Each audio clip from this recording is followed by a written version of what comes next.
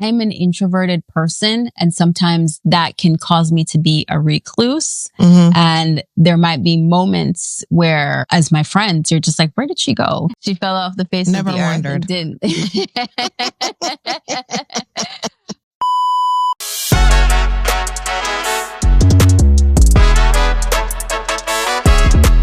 Hi, friend. Oh my gosh, what's going on, V? Oh, I'm here. It was very rainy yesterday. Today it's looking better. So I'm trying to keep it sunny for myself. In a sunny mood. That's a good approach. Hi, everybody. Welcome back to another episode of Friends on Friends. Today we are going to, I feel like we say this all the time, have a little bit, a different type of episode, but it really is a different type of episode today. With everything going on in the world and stuff feeling like it's falling apart, we thought it'd be a good idea to just go over a few things that we've been doing or that we intend to do that help us just, keep our mental health where it ought to be. You can really get caught up in all of the craziness and sink into a deep depression if you allow yourself to be consumed by all of the madness. We felt like it would be good to just kind of discuss a few things that we've been doing to, keep a level head. So one of the first things that I did mid to late November of last year was I turned off my news notification on my phone. I would start getting them maybe like at 5, 6 in the morning. And it was too much. And it was every day, it was something else that threatened my existence. And that's not hyperbole. Like that's actually a fact. And I felt like it was just too much for me to wake up to that every morning. And then that's how I would start my day. And it was just getting too complicated. So I turned off the news notification on my phone. So I wouldn't be like, that's not the first thing I'm waking up to in the mornings, was all the craziness, all the policy changes, all that other stuff that just felt like we were sinking into this abyss with absolutely no hope of escape. So that's number one for me. My news notifications are still on. However, I stopped watching the news religiously. I typically would start my day with turning on the news. So whether it would be, the Today Show or Good Morning America, whatever you watch, I would be one of those people who that's what I did. Alarm goes off and then my television goes on and it's news. And I stopped doing that because I just felt like all of the headlines and just the tone of the news is just really triggering. And so I was just like, I can't do that. I don't want to hear the president this and the president that, and this is where, and we've lost this thing. And, so-and-so, there is a shooting here. And I was just like, okay, that is just not the way to start the day. I couldn't tell you the last time I actually sat and watched a full newscast. Similar or in the same vein as like with news and notification and how you consume things and trying to stay abreast, but also not getting consumed by the things that were in the news. One of the things I've implemented is setting boundaries. So, and that may fall under the umbrella of turning off my news notifications on my phone, but I still want to be informed. I still want to know what's happening on the surface level. So I try to find a happy medium between not diving deep into, like news outlets or whatever, but finding a medium where I can still like get snippets and stay informed of what's happening and what changes are happening and how that might impact me and my future here. The next thing for me was just trying to, I know this is really difficult to do, but I sort of tried to hack my social media. And what I mean by that is that I started to create more boundaries around how I consume social media. I went from being on social maybe every day to being on social once or twice a week. and also being very careful with the types of posts that I interact with, because you can either create an echo chamber for a particular mindset or way of thinking, or you start to subject yourself to just like purely doom and gloom, negative posts because you interacted with one thing. And what I noticed is that like I'm interested in fashion and beauty and all that kind of stuff. And even though I may have interacted with those types of posts, if I for once interacted with something that was political or negative, for every time I interacted with something like that, I received 3 times more of those posts versus if I interacted with something that was beauty or fashion related, I may see that 1 or 2 times, but not as much as the one time I interacted with something political. It was like then all my timeline became political in some way. For me, my struggle is and will always be on some level when I'm being fed all this stuff, and even some of it that I know is bullshit, but I don't know what to do with the feeling that it incites within me. So if I see something that's just based on complete ignorance or, some kind of racist rage baiting post. And you know that it's stupid and it's dumb and it's intentional because, everybody wants likes and clicks and a whole bunch of fuckery. And then some people actually believe all of this stuff. I don't necessarily know how to process the feelings sometimes that produces.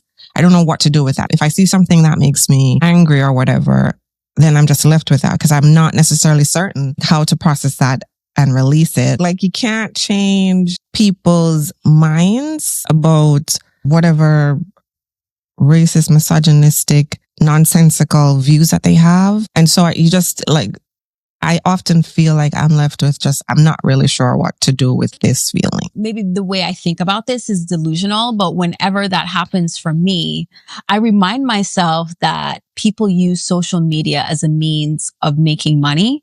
And therefore, when they say some of these really ridiculous things, it is in an attempt to gain clicks and views and comments that will make their post viral. And they are looking at it as a means to an end. Like some of these people, they wholeheartedly believed in the things that they're saying. And then there are other people who they need that check. And so they know that making a video that says, I'm normal and intelligent and my emotions are regulated does not get the same amount of clicks and comments and virality that you get from saying the most racist, misogynistic, ridiculous thing. And I've seen in other posts where people have talked about how there are companies or organizations that are reaching out to people and paying them money to make these posts to push whatever narrative they want them to push. And so if that's how you want to make your money, great for you. It doesn't work for me. It can be a tough landscape to navigate. I'm not going to lie.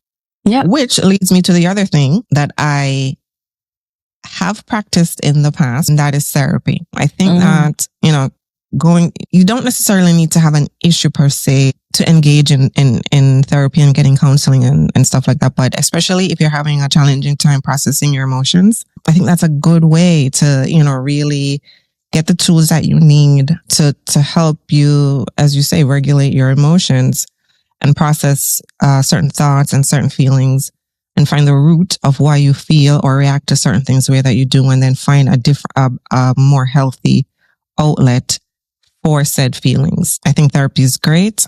I always advocate for that. I've never went to therapy. Yeah, we've had this conversation before. I think I've you need always to. been curious about like how incorporating therapy in my life could actually like make a difference. I think it'll make a huge difference, and I'm a big advocate for it, and I think that you should do it. I would advise you to just keep in mind that you might not always gel with the person that you find initially. And so if you try it once and you're like, yo, I'm not really feeling this person or whatever, to not give up. Like, you know what I mean? Don't just like wash it off or wash your hands of it and call it a day. There's another thing that I no helps, is exercising and lifting weights. So you don't necessarily have to lift weights. You could just, go for a walk, whatever the case might be, like be one with nature, all that stuff. But some form of exercise, I think, is super helpful to your mental health. I've never went to a session and felt like, God, I wish I didn't do that, so Right. It's hard to start and to get into a routine. I personally like lifting over cardio, but whatever works for you, I think just some type of activity a couple of times or 3 times a week is good. It helps clear your mind, helps you refocus, all that other stuff. I've always found the gym and all of those types of things like very intimidating. Mm-hmm. And I had one phase in my life where I had a trainer, and I was happy to have had a trainer because the trainer helped me to be in the gym and not feel like I don't belong there. Mm-hmm, but now that I no longer have a trainer, what I do instead is I try to start my day with yoga. And so I do like a 5-minute yoga, which is just like this girl I follow on YouTube. And she has, you could do like 35 minutes, and that's too much for me. Like I just need like to be in and out. And then she has like daily 5-minute yoga.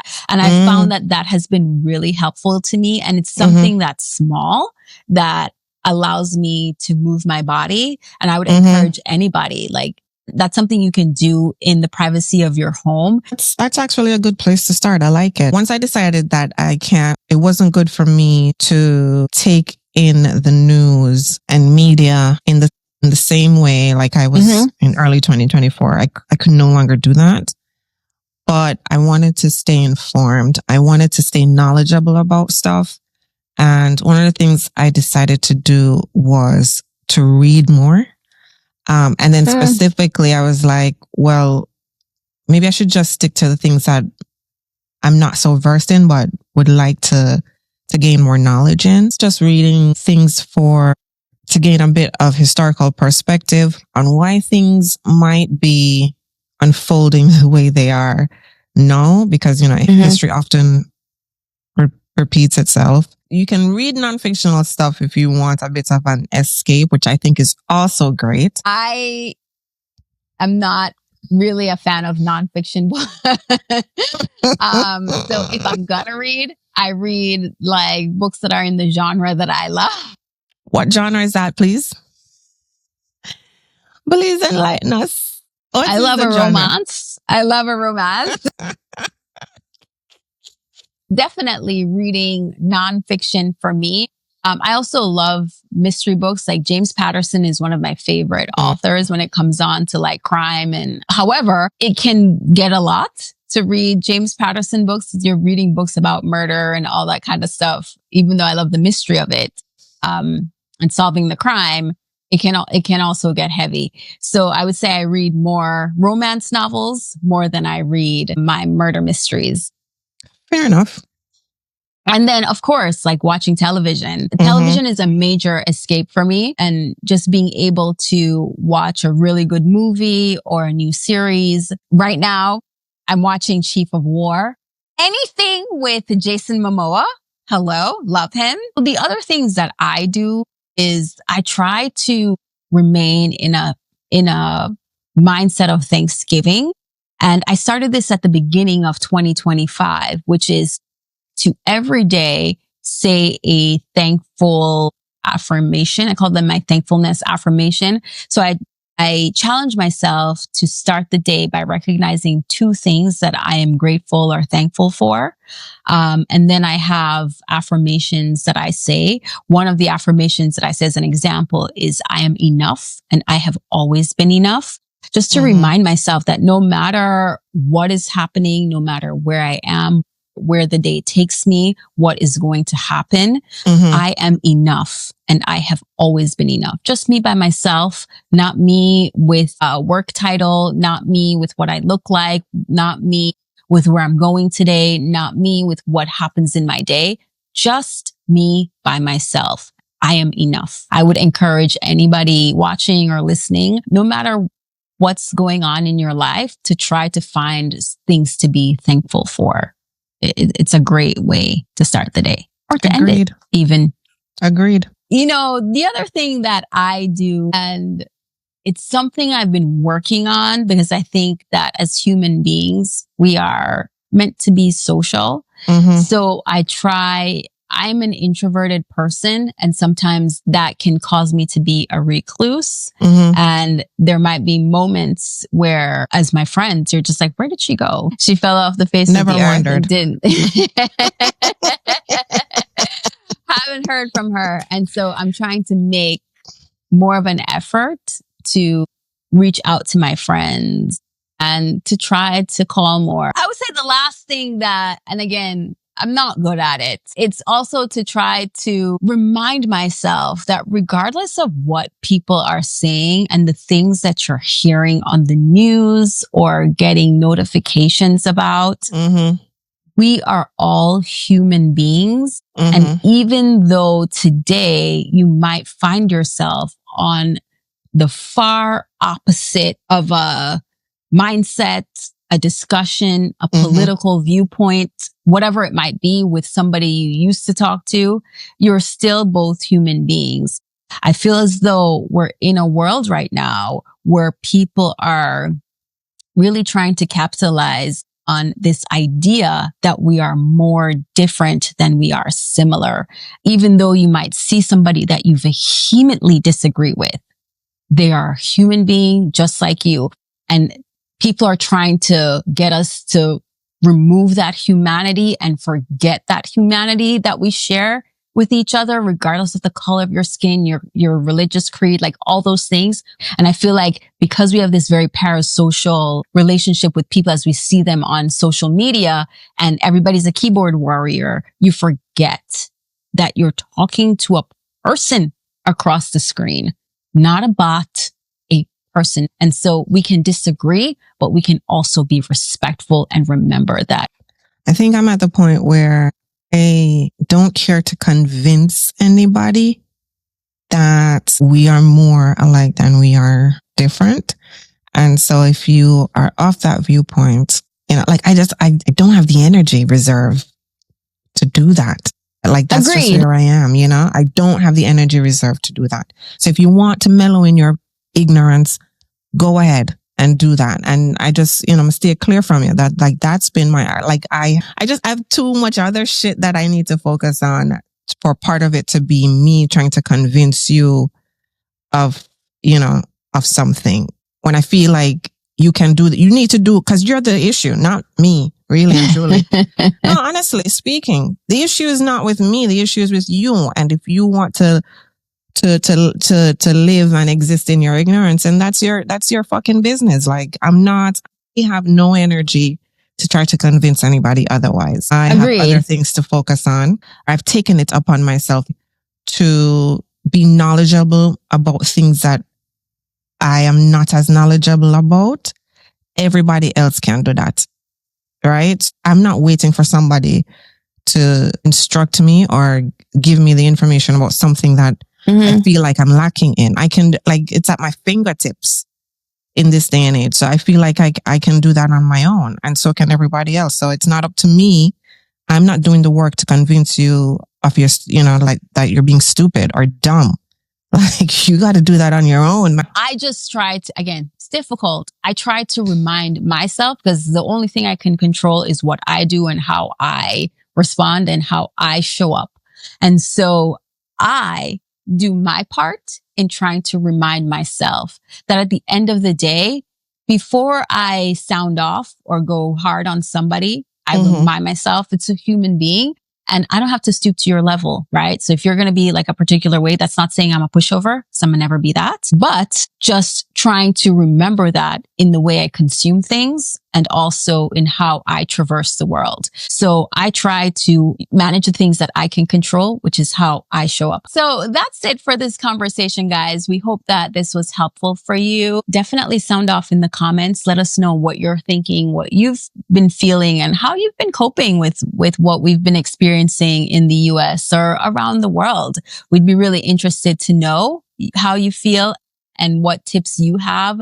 I mean, this is a community. Share with each other. If there's something that you can say to inspire your neighbor or somebody else to figure out how to cope, We'd love to hear from you. Thank you for listening. Thank you for watching. Don't forget to subscribe and to like and to follow us on all the socials. And until next time, bye guys. Bye.